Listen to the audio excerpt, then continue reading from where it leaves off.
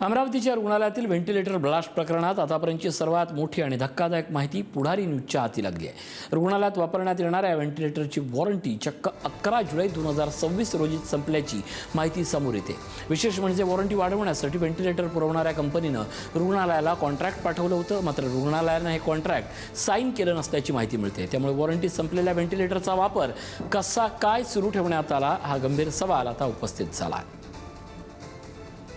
ते संपलेले होते, पण आपण एओव्ही जी कंपनी असते, बाकीचे इक्विपमेंट आपले मेंटेनन्स करते, त्यांच्याकडे आपण मॅपिंग केलं झालेलं होतं। त्याच्या उपर त्याच कंपनीने आपल्याला मागच्या 6 तारखेला आपलं याच महिन्यामध्ये 6/8 ला इन्स्पेक्शन करून दिलं तर ओके आहे म्हणून दिलं। 5 वर्षापूर्वीपासून आपलं आधीच चालू आहे, एओव्ही कडनं चालू आहे, जे दुसऱ्या कंपनीचं आहे, आणि हे तर 2 वर्ष झाले होते, आपले 2-2.5 वर्ष झाले होते। त्याच्यामुळे हे गॅरंटीमध्येच होतं आणि त्याचं एओव्ही कडनं आपण मॅपिंग केलेलं होतं आणि याच महिन्यामध्ये 6 तारखेला एक्सपोर्ट होण्याच्या आधी 6 तारखेला त्याची तपासणी झालेली होती आणि ते ओके आहे म्हणून वापरत आणि 3 दिवस आपलं सुरू होतं। दरम्यान अमरावती रुग्णालयात व्हेंटिलेटर पुरवणाऱ्या शिलर कंपनीच्या मुंबईच्या अंधेरीमध्ये कार्यालय, तेथून माहिती देत आहेत आमचे प्रतिनिधी पंकज दळवी।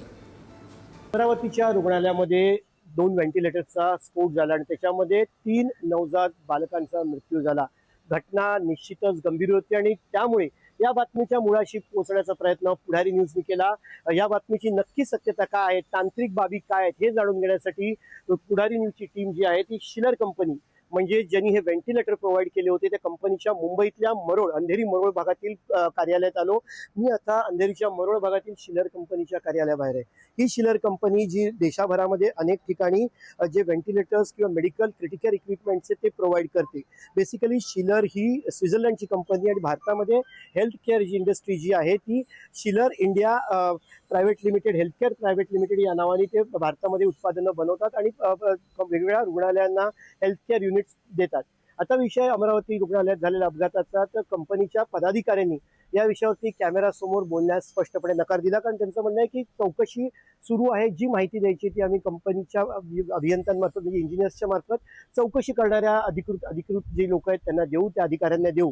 मात्र त्यांनी काही माहिती ऑफ द रेकॉर्ड सांगितली ती धक्कादायक आहे। त्यांचं म्हणणं असं आहे की जुलै 2024 ला कंपनीनं या व्हेंटिलेटर्सच्या वॉरंटीचं कॉन्ट्रॅक्ट साईन केलं होतं। मात्र हे कॉन्ट्रॅक्ट साईन केल्यानंतर 11 जुलै 2026 ला म्हणजेच गेल्या महिन्यात हे कॉन्ट्रॅक्ट संपलं।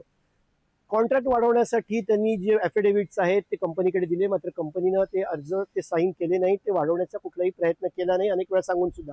म्हणजे शिलर कंपनीच्या अनुषंगानं ही दुर्घटना घडली, त्याला रुग्णालय प्रशासन सुद्धा जबाबदार असं त्यांचं म्हणणं आहे। याशिवाय कंपनी जेव्हा एखादी इक्विपमेंट्स घेते तेव्हा त्याचे वापरण्याचे नॉर्म्स त्याच्यात दिलेले असतात, ते नॉर्म्स या कंपनीने दिले होते, मात्र हॉस्पिटलने ते फॉलो केले नाहीत असं त्याच्या अधिकाऱ्यांचं म्हणणं आहे। मी स्वतः व्हाईस प्रेसिडेंट आणि ॲडमिन हेड यांच्याशी बोललो, मात्र त्यांनी ह्या गोष्टी ज्या आहेत त्या सांगितल्या, मात्र कॅमेरासमोर बोलण्यास नकार दिला।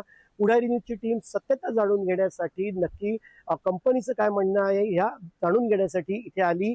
अंधेरीच्या मरोळ भागात ही कंपनी आहे। आपण पुन्हा एकदा ती कंपनी बघतोय, शिलर इंडिया हेल्थकेअर प्रायव्हेट लिमिटेड ही स्वित्झर्लंड बेस्ड कंपनी आहे, मात्र भारतामध्ये शिलर इंडिया हेल्थकेअर प्रायव्हेट लिमिटेड नावाने ते मेडिकल इक्विपमेंटचे ते प्रोव्हाइड करतं। मात्र ही दुर्घटना झाली आणि या दुर्घटनेला या कंपनीतर्फे जे म्हणणं आहे ते एका अर्थानं हॉस्पिटल प्रशासन जबाबदार आहे असं या कंपनीच्या अधिकाऱ्यांचं म्हणणं। अर्थात कॅमेरासमोर बोलायला कोणीही तयार नाहीये।